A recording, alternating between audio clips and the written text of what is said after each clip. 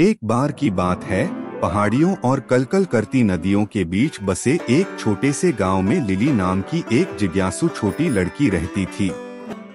Lily का दिल आश्चर्य से भरा था और आंखें जिज्ञासा से चमक रही थीं। हर रात सोने से पहले वह अपनी दादी से सोते समय एक कहानी पूछती थी जो उसे करामाती प्राणियों और मूल्यवान सबक से भरे जादुई लोकों में ले जाती थी। एक शाम जब सूरज क्षितिज से नीचे डूब गया और रात के आकाश में तारे टिमटिमाने लगे, लिली की दादी उसके पास बैठी एक ऐसी कहानी बुनने के लिए तैयार थी जो लिली की कल्पना पर कब्जा कर ले। एक बार बहुत दूर एक देश में दादी ने कहना शुरू किया, मंत्रमुग्ध जंगल के बीचों बीच एक अनोखा पेड़ था। यह पेड़, जिसे विजडम ओक के नाम से जाना जाता है, के बारे में कहा जाता है कि यह ब्रह्मांड के रहस्यों को छुपाए रखता है। जीवन के महानतम रहस्यों के उत्तर। दादी ने आगे कहा। लिली की आंखें प्रत्याशा से चौड़ी हो गईं। किंवदंती यह थी कि जो कोई भी ओक के ज्ञान की तलाश करने की हिम्मत करेगा, उसे चुनौतियों से भरी यात्रा का सामना करना पड़ेगा, लेकिन इनाम कल्पना से परे ज्ञान होगा। उत्सुकतावश लिली ने पूछा, दादी, उन लोगों का क्या हुआ जिन्होंने विजडम ओक को खोजने की कोशिश की? जानने वाली मुस्कान के साथ दादी ने उत्तर दिया, एक दिन एडेन नाम के एक युवा साहसी ने इस खोज पर निकलने का फैसला किया। वह जिज्ञासा और ज्ञान की प्यास से भरा था। जब वह रहस्यमय जंगल से गुजर रहा था, तो उसे बात करने वाले जानवरों, जादुई धाराओं का सामना करना पड़ा और पहेलियां जिन्होंने उसकी बुद्धि की परीक्षा ली। रास्ते में एडेन की मुलाकात एक बुद्धिमान बूढ़े उल्लू से हुई जिसने मार्गदर्शन दिया।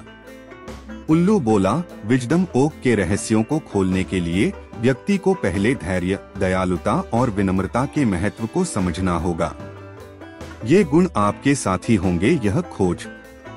लिली बाकी कहानी जानने के लिए उत्सुक होकर दादी के करीब आ गई। जैसा कि एडेन ने जारी रखा, उसे संदेह और हताशा के क्षणों का सामना करना पड़ा।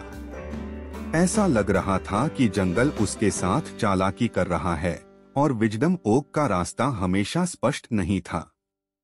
फिर भी उल्लू की सलाह को याद करते हुए वह आगे बढ़ता रहा। आखिरकार कई दिनों की चुनौतियों और आत्म खोज के बाद एडेन राजसी विजडम ओक के सामने खड़ा हुआ। इसकी शाखाएं आकाश तक पहुंच गईं और इसकी पत्तियां प्राचीन सच्चाइयों को फुसफुसाती थीं। एक आवाज जो समय जितनी ही पुरानी थी ने एडेन से बात की, तुम्हारे पास है अच्छी यात्रा की, युवा साधक। ज्ञान की कुंजी न केवल ज्ञान में बल्कि यात्रा में ही निहित है। लिली ने विस्मय भरी आंखों से कहानी को आत्मसात करते हुए ध्यान से सुना। जैसे ही एडेन अपने गांव लौटा, उसने अपने द्वारा प्राप्त ज्ञान को साझा किया। दूर दूर से लोग उससे सलाह लेने लगे और वह अपनी दयालुता और विनम्रता के लिए जाना जाने लगा। गांव न केवल ज्ञान में बल्कि समझ और करुणा की गर्मी में समृद्ध हुआ। दादी ने सौम्य मुस्कान के साथ कहानी समाप्त की, और इसलिए मेरी प्यारी लिली, इस कहानी का सार यह है कि ज्ञान की यात्रा चुनौतियों से भरी है, लेकिन धैर्य, दयालुता और विनम्रता के गुण आपका मार्गदर्शन करेंगे। साहसिक कार्य को गले लगाओ और याद रखें कि ज्ञान सिर्फ इस बारे में नहीं है कि आप क्या सीखते हैं, बल्कि यह भी है कि आप इसका उपयोग दुनिया को एक बेहतर जगह बनाने के लिए कैसे करते हैं।